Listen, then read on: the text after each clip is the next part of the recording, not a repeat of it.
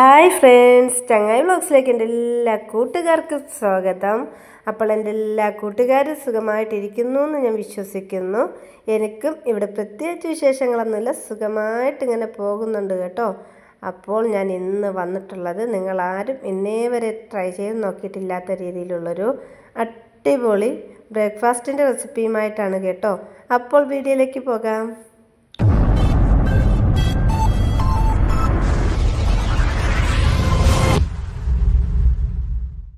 അപ്പോൾ ഇന്നത്തെ നമ്മുടെ വീഡിയോ എന്ന് പറയുന്നത് മുട്ടപ്പത്തിരിയാണ് കേട്ടോ. കണ്ണൂരുകാരുടെയൊക്കെ സ്പെഷ്യലായിട്ടുള്ള മുട്ടപ്പത്തിരിയാണ്. അപ്പോൾ പുയ്യാപ്പിളമാർക്കൊക്കെ അവർ കൊടുക്കുന്ന ഒരു സ്പെഷ്യൽ ഡിഷാണിത്. അപ്പോൾ നമ്മുടെ കണ്ണൂരിൻ്റെ സ്വന്തമാണ് ഈ ഒരു മുട്ടയപ്പം.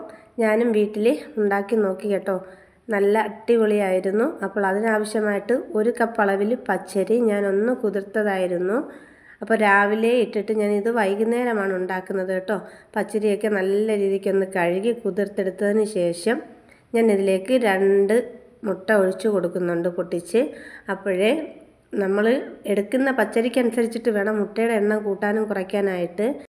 അപ്പോൾ 1 കപ്പ് അരിക്ക് 2 മുട്ട എന്ന രീതിയിലാണ് എടുക്കേണ്ടത് കേട്ടോ.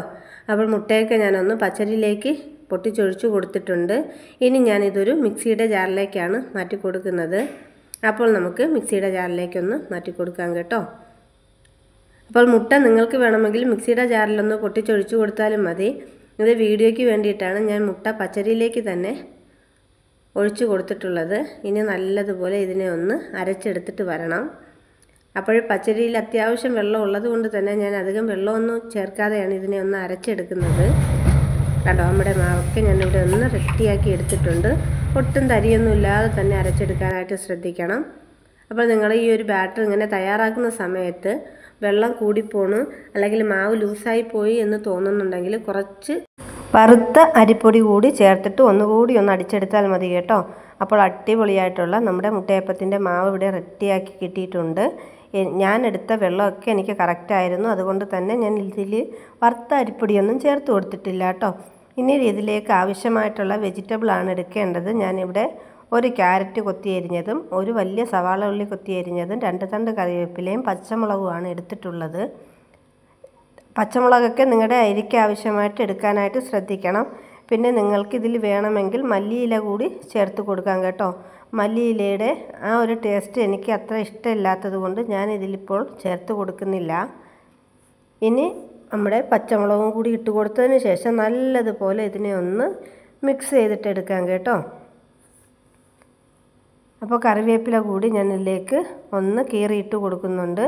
അതിനുശേഷമാണ് നമ്മുടെ ഈ ഒരു മുട്ടയപ്പത്തിന് വേണ്ടിയിട്ടുള്ള മിക്സ് ഞാൻ തയ്യാറാക്കി എടുക്കുന്നത്.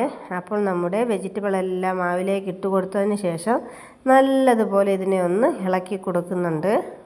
അപ്പോൾ എൻ്റെ എല്ലാ കൂട്ടുകാരും വീഡിയോ ഫുള്ളൊന്ന് വാച്ച് ചെയ്യണം. വീഡിയോ ഇഷ്ടമായാൽ എന്നെ സപ്പോർട്ട് ചെയ്യാൻ മറക്കരുത്. അതുപോലെ തന്നെ വീഡിയോ ഇഷ്ടമായിട്ടുണ്ടെങ്കിൽ കമൻറ്റ് ബോക്സിൽ അറിയിക്കാനും മറക്കല്ലേ. എൻ്റെ ചാനൽ പുതുതായിട്ട് കാണുന്ന കൂട്ടുകാരുണ്ടെങ്കിലും എന്നെ സപ്പോർട്ട് ചെയ്യാൻ മറക്കരുത്.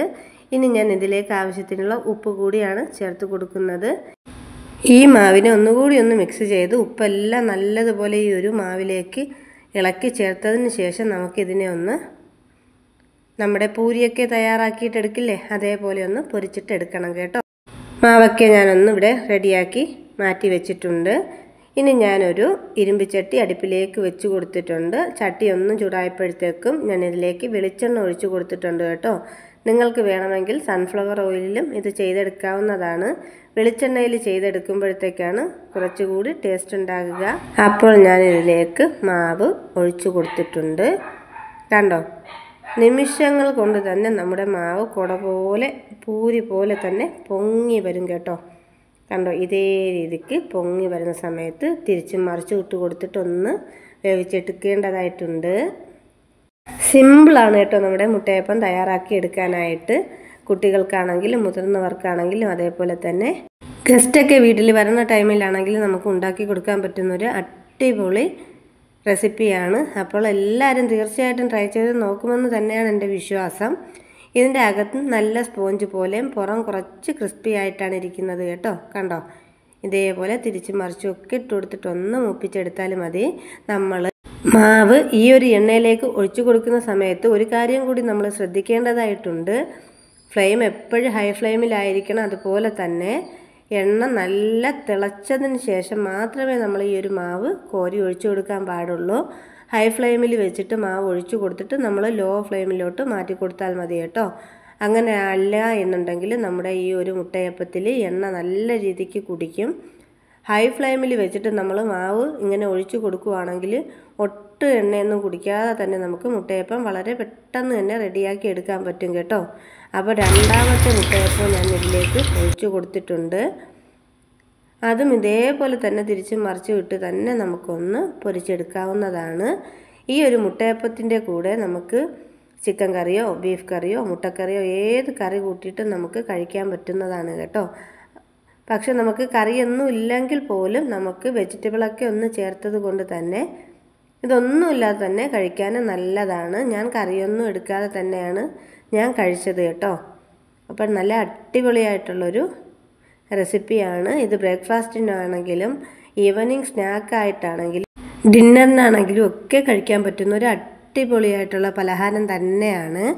അപ്പോൾ ഇതിന് വേണ്ടിയിട്ടുള്ള പച്ചരി നിങ്ങൾ തലേ ദിവസം കുതിർത്ത് വെച്ചിട്ട് രാവിലെ ആട്ടിയെടുത്തിട്ട് ഇതേപോലെ ചെയ്താലും ഒരു കുഴപ്പവും വരത്തില്ല കേട്ടോ. നല്ല സൂപ്പറായിരിക്കും. അതുപോലെ തന്നെ ഈ ഒരു മാവ് നമുക്ക് റെസ്റ്റൊന്നും ചെയ്യേണ്ട ഒരു ആവശ്യമില്ല. അരി അരച്ച ഉടനെ തന്നെ ഇതേപോലെ തയ്യാറാക്കി എടുക്കാവുന്നതാണ്. കണ്ടോ, നമ്മുടെ മുട്ടപ്പത്തിരിയൊക്കെ ഞാൻ എല്ലാം ഒന്ന് റെഡിയാക്കി എടുത്തിട്ടുണ്ട്. അപ്പോൾ ഒട്ടും എണ്ണയൊന്നും കുടിച്ചിട്ടില്ല. കണ്ടോ, നമ്മൾ ഒഴിച്ച എണ്ണ അതുപോലെ തന്നെ ചട്ടിക്കകത്തുണ്ട്. കണ്ടോ, നല്ല അടിപൊളിയായിട്ട് മുട്ടയപ്പം ഇവിടെ ഞാൻ റെഡിയാക്കി എടുത്തിട്ടുണ്ട്. അപ്പോൾ ഇതിൻ്റെ ഒരു ഇതെന്ന് പറയുമ്പോഴത്തേക്കും പുറം ഭാഗം കുറച്ച് ക്രിസ്പി ആയിട്ടും അകം നല്ല സോഫ്റ്റായിട്ടുമാണ് ഇരിക്കുന്നത് കേട്ടോ. കണ്ടോ, കാണുമ്പോൾ തന്നെ നല്ല ഭംഗിയില്ലേ? കാണുമ്പോൾ മാത്രമല്ല കഴിക്കുമ്പോഴും നല്ല ടേസ്റ്റാണ് കേട്ടോ. അപ്പോൾ ഇന്നത്തെ എൻ്റെ കുഞ്ഞു വീഡിയോ ഇത്രയേ ഉള്ളായിരുന്നു. വീഡിയോ ഇഷ്ടമായിട്ടുണ്ടെങ്കിൽ ലൈക്ക് ചെയ്യുക, ഷെയർ ചെയ്യുക, സബ്സ്ക്രൈബ് ചെയ്യുക. തൊട്ടടുത്ത ബെല്ലൈക്കൺ അടിച്ച് പൊട്ടിക്കാനും മറക്കരുത്. അപ്പോൾ അതിലൊരു ഓൾ എന്ന ഓപ്ഷൻ കാണിക്കും. അതിൽ കൂടി ഒന്ന് ക്ലിക്ക് ചെയ്താൽ മാത്രമേ ഞാനിടുന്ന വീഡിയോസിൻ്റെ നോട്ടിഫിക്കേഷൻ നിങ്ങൾക്ക് ലഭിക്കുകയുള്ളൂ. അപ്പോൾ പുതിയൊരു വീഡിയോയിൽ കാണാം. ടാറ്റാ.